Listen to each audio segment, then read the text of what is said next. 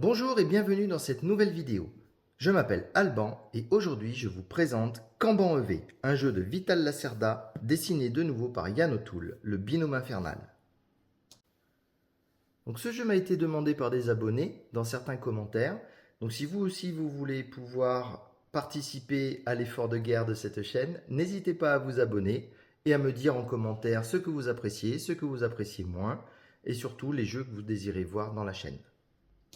Mais sans plus attendre, on va ouvrir cette grosse boîte.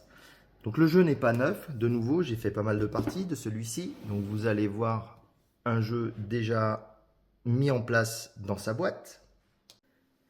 Donc on va retrouver une notice dédiée aux règles solo et à la description de certaines tuiles. On va retrouver la grosse notice dédiée à toutes les règles. Donc, comme souvent avec les jeux de Lacerda, elles sont très bien faites, ces notices, très compréhensibles, très faciles à utiliser. Ça, c'est très cool. En gros maniaque que je suis, j'ai gardé les planches simplement pour stabiliser le jeu à l'intérieur de la boîte, que les composants ne bougent pas. Donc ça, je vais le mettre de côté, on n'en a absolument pas besoin. Le plateau de jeu, qui, comme vous vous en doutez, est énorme. Je vous le déplierai comme d'habitude à la fin de la vidéo. Ensuite, nous retrouvons les plateaux joueurs, donc le jaune, le violet, mon bleu et le orange. Donc des plateaux sont pas trop volumineux ceux-ci par rapport à Lisboa ou à Invention. Et ils sont plus petits, mais ils sont tout aussi efficaces. Vous verrez pendant la partie. Ils sont double couche, comme j'adore, ça c'est super. Donc juste un petit détail, c'est le premier Lacerda que j'ai acheté, celui-ci. Et j'ai été fasciné par le détail de tout ce qui est packaging, notamment cette encoche ici qui permet super facilement d'attraper les plateaux joueurs sans se prendre le chou. Ça, c'est des petits détails d'Eagle Gryphon Game que j'apprécie énormément. Donc là, ces jeux-là sont d'une qualité incroyable. Et je tiens à rappeler que je ne suis pas sponsorisé par Eagle Gryphon Game, par personne d'ailleurs. Mais s'ils pouvaient me sponsoriser, eux, ça serait tellement cool. Allez, on essaye de sortir le reste. Donc ça, c'est une partie qui est un peu mal foutue. Sortir ce gros carton rouge, là, ce gros plastique rouge. Et là, j'ai déjà déballé tout un tas de trucs. Je vais vous expliquer ce que c'est. Donc dans Kanban EV, ce qu'on va faire, c'est qu'on va créer des voitures électriques. On est dans une usine de voitures électriques. Et du coup, vous avez nos petites voitures électriques qui sont toutes choupies. Alors, j'ai pas l'extension voiture en métal. Je trouve que c'est quand même hyper cher pour ce que c'est. Et les voitures en bois sont quand même pas mal. Donc voilà, c'est la seule chose qui me manque dans ce jeu. J'ai la voiture de piste en métal par contre, puisque celle-ci était offerte en bonus Kickstarter. Donc là, vous la voyez à l'envers. C'est une galère pour la sortir, donc je le ferai hors caméra pour la mise en place. Et voilà, donc vous les verrez pendant la partie, ces voitures. Elles vont se balader sur le circuit de test. Ensuite, vous avez des tokens. Donc ça, ce sont des tokens qui vont permettre de récupérer des éléments de fabrication pour vos voitures. C'est des jokers en fait. Et ça, ce sont des tokens de parole. Donc c'est ce qui va servir pendant les réunions. Vous allez voir, on va être dans cette usine. Il va y avoir régulièrement des réunions dans lesquelles il faut se faire mousser pour gagner des points et être bien vu par la patronne. Et vous verrez ça pendant la partie. Ensuite, vous avez les différentes ressources. Elles sont de 6 couleurs différentes. Donc ce sont des éléments qui vont permettre de fabriquer les voitures. Donc moi j'ai des poils de chien partout, ça c'est pas cool. Donc elles sont de différents types. Vous avez, alors ça de mémoire c'est les batteries, ça doit être le processeur de la voiture. On a son châssis ici, on a sa carrosserie ici, on a son moteur ici. Et ça doit être l'autopilote. Voilà, donc les différentes ressources qu'on va pouvoir utiliser pour fabriquer nos voitures. Ensuite, on a des aides de jeu en carton relativement épais. Donc ça, c'est bien pratique. Ça permet de se rappeler toutes les actions, comment elles se passent, qu'est-ce qu'il faut faire. Et surtout les points de réunion qui vont être soulevés, tout ça. Vous allez voir tout au long de la partie, on a la patronne, Sandra, qui vérifie la qualité de notre travail et qui peut nous sanctionner. Et toutes les sanctions sont rappelées sur ces aides de jeu. Ça, c'est très pratique. Ensuite, on a ce petit plateau qui va servir quand on joue en solo. Vous voyez, il y a le nombre de joueurs ici. Donc quand on est à 3, on utilise ce côté. Quand on est à 2, on utilise celui-ci. Nous, en solo, on va utiliser le côté 3 parce qu'on va avoir deux adversaires, Lacerda et Turzi. Donc David Turzi, je ne sais pas si vous le connaissez lui aussi, c'est un des auteurs d'Automa qui est excellent et il a fait un des meilleurs jeux, pour moi en tout cas, Anachronie. Et je ne manquerai pas de vous faire une partie d'Anachronie aussi sur la chaîne prochainement. Et donc en dernier lieu, on a la fameuse aide de jeu pour le mode solo. Donc vous voyez les deux personnages. Alors je ne me rappelle plus lequel est. Bah si, là il y a un T pour Turzi et là un L pour Lacerda. Donc le blanc c'est Turzi, le noir c'est Lacerda. Et donc ils vont nous faire des pièges. Là le rose c'est Sandra, c'est la patronne de l'usine qui va aussi jouer. Et voilà, donc là on a l'aide de jeu qui va nous expliquer facilement comment se comportent les automas. Et vous verrez ça pendant la partie, c'est quand même relativement simple à mettre en place. Ensuite, on a des tokens de savoir. Donc ce sont des petits livres qui vont nous permettre d'accroître nos compétences. Vous verrez, c'est très important parce que si on n'a pas suffisamment de connaissances, on ne va pas pouvoir obtenir un maximum de points et surtout on va se faire punir par Sandra. Ça c'est pas très cool. D'ailleurs, parlant de Sandra, elle est ici. Ça, c'est pour garder la trace des réunions. Là, on a différents tokens qui vont permettre de savoir où est-ce qu'on en est de la partie. Vous le verrez quand on commencera à jouer. Ensuite, on a des petits sacs de joueurs. Donc, on a des pions en pagaille. Je vous les expliquerai au fur et à mesure. On a le meeple qui représente notre ouvrier. Donc, dans les trois couleurs, des quatre couleurs, pardon. Donc, il y a du jaune, de l'orange, du... Donc ça c'est justement voilà, Turzi et Lacerda. Donc ça ce sont les meeples des automas, là, le violet et le bleu il doit se cacher sous tout un tas de bazar. Voilà. Il y a des cadenas aussi parce qu'il y a certaines compétences qui vont être bloquées, qui vont se débloquer au fur et à mesure, un peu comme dans Weather Machine. Vous verrez ça pendant la partie. Ce que vous ne verrez pas par contre pendant la partie, ce sont ces tokens là. Donc ça, c'est une extension qui est fournie avec la version française qui s'appelle Supercharger, je crois. Je m'en suis jamais servi. Je ne sais pas comment fonctionne cette extension, donc je la passerai. Comme souvent avec les jeux Eagle Gryphon Game, ils nous mettent un petit peu de rab au cas où on perd quelques pièces. Ensuite, on a des tokens plus fins que les tokens de ressources. Vous n'allez rien y voir à travers le plastique, je suis désolé. Vous le verrez mieux quand ce sera la partie. Ce sont des marqueurs de valeur en fait pour savoir combien valent les différentes ressources. Donc, combien elles valent en points surtout. Ensuite, un petit sachet, ça c'est pour le joueur jaune de nouveau, c'est pour son garage.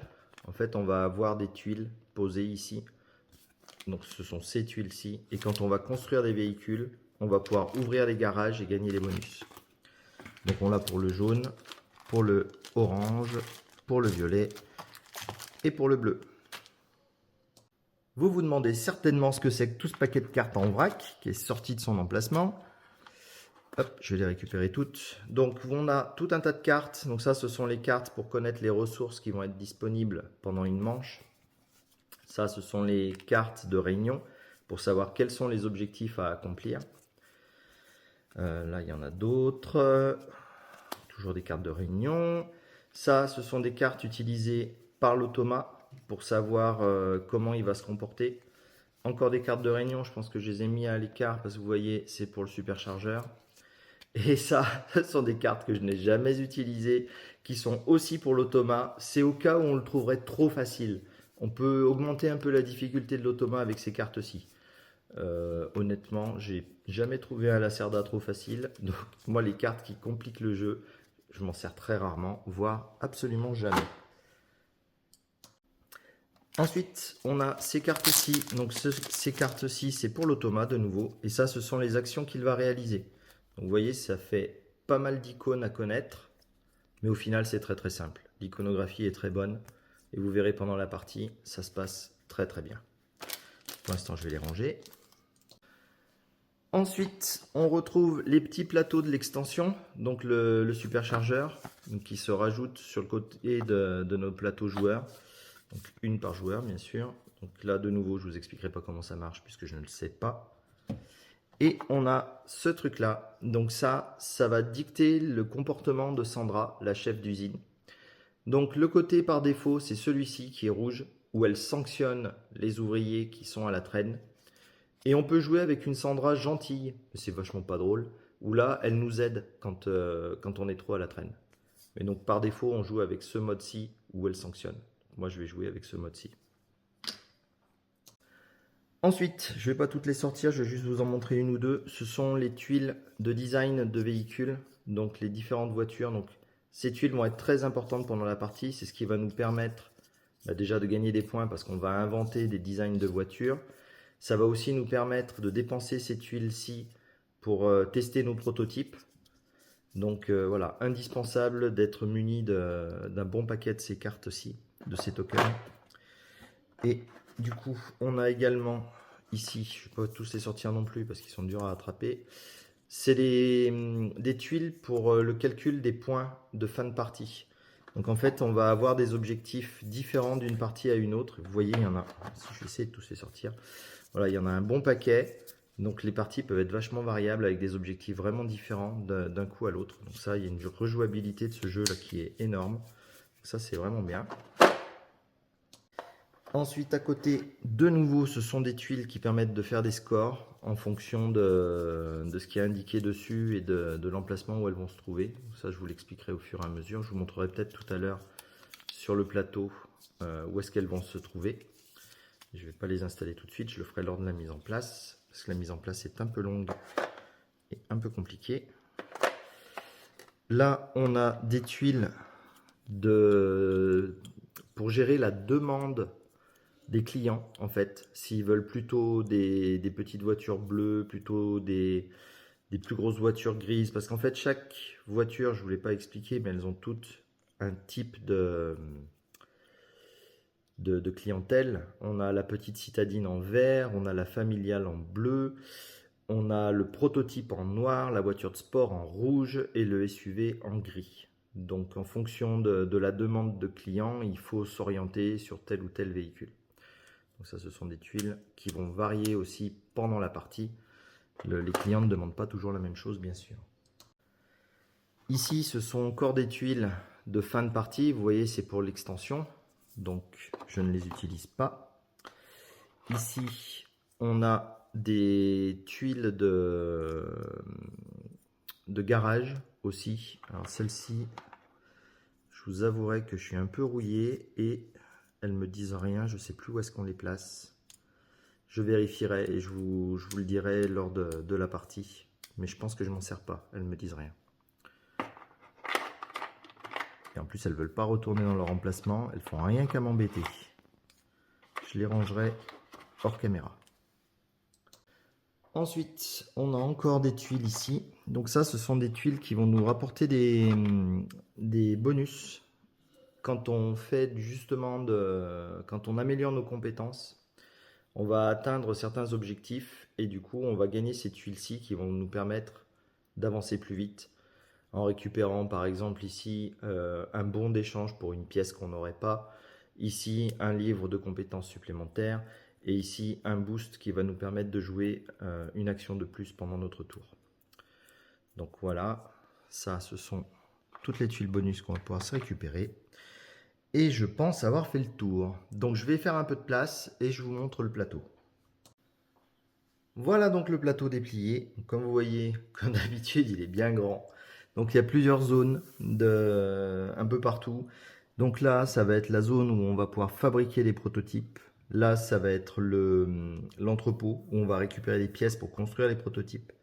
Là, c'est l'emplacement où on va faire les réunions pour savoir qui va se faire sanctionner ou pas. Pour rappel, dans ce jeu, il est possible de perdre avant l'heure. Si on est en négatif lors d'une réunion, on a perdu la partie et la partie s'arrête instantanément. Ici, c'est le département design. Donc, c'est là où on va pouvoir récolter les différentes tuiles dont je vous ai parlé tout à l'heure qui sont très importantes. Et ça, c'est la piste d'essai qui permet de valider nos prototypes. Et tout au long de cette bande jaune, c'est là où on va placer en fait nos meeples pour savoir quel type d'action on va faire. Donc le service de test, le service de production, le service de stockage, le service de design. Et là, c'est l'administratif qui permet de faire, comme vous voyez ici, une des autres actions. Mais je vous expliquerai tout ça en détail lors de la partie. Voilà, je pense que j'ai fait le tour du jeu, enfin en tout cas des composants du jeu. J'espère que ça vous a plu, que ça vous a bien donné envie de voir la mise en place et la partie. Donc j'expliquerai les règles au fur et à mesure que je joue, bien entendu, comme je fais à chaque fois. J'espère que vous aurez hâte de voir cette vidéo. Du coup, n'oubliez pas de vous abonner, comme ça vous serez prévenu dès que la vidéo sortira. Je pense qu'elle ne devrait pas trop tarder, je vais m'en occuper très rapidement. Voilà, en attendant, je vous souhaite de passer une bonne journée, de bien vous porter et je vous dis à très bientôt. Salut!